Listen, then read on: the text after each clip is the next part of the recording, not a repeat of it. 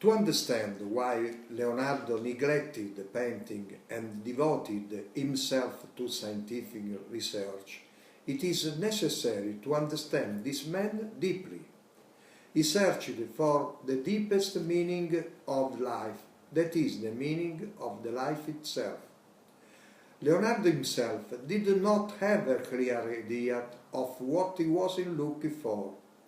But what was Leonardo's cultural background? Firstly, he defined himself an uncultured man, and for this reason he was unable to master Western philosophy, and particularly Greek philosophy.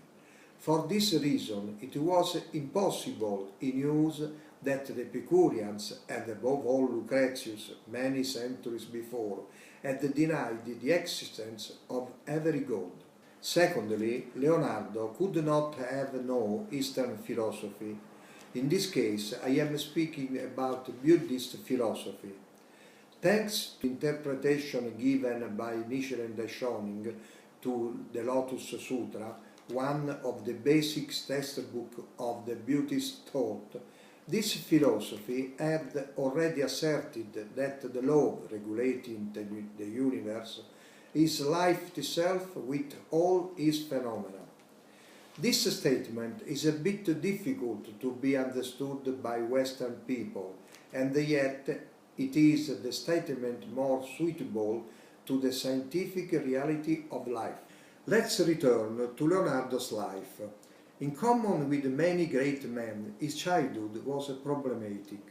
He was the illegitimate son of Ser Piero da Vinci, a notary, and his mother was a young peasant called Catherine.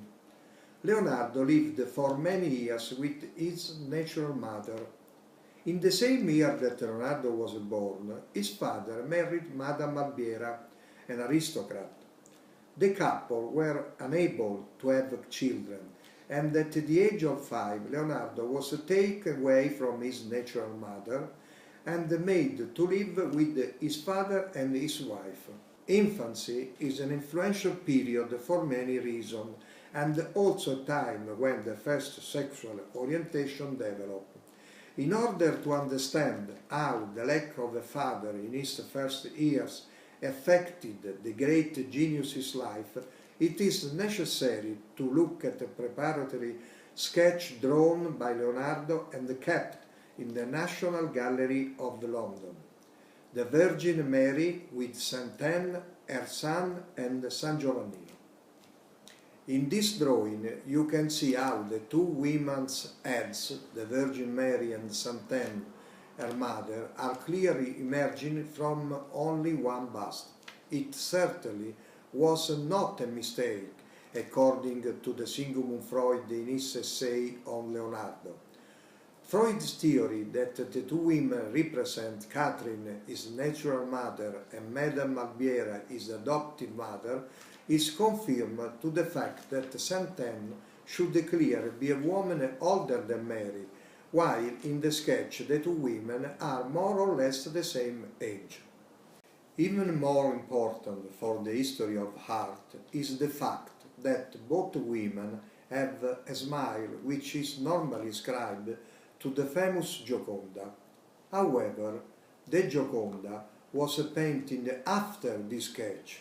Since the sketch of the Virgin with her son, St.Anne and St.Giovannino, represents, according to Freud, but also in my opinion, the most intimate essence of Leonardo's soul, we can certainly state that the typical smile of the women painted by Leonardo refers to the memory of the love the two mothers gave him. When Leonardo turned this first sketch into the final picture, it would seem that he had overcome his initial emotions, and the two figures of the Virgin and St.Anne are completely separated. However, the typical smile of the other female figures painted by Leonardo, also the Mona Lisa among them, is still wonderfully expressed in both women. Finally, Catherine, the Virgin Mary in the picture, is hugging Leonardo with great love. And Madame Albiera, St.Anne, looks at Catherine with great affection, almost love. Leonardo creates in the picture his perfect family.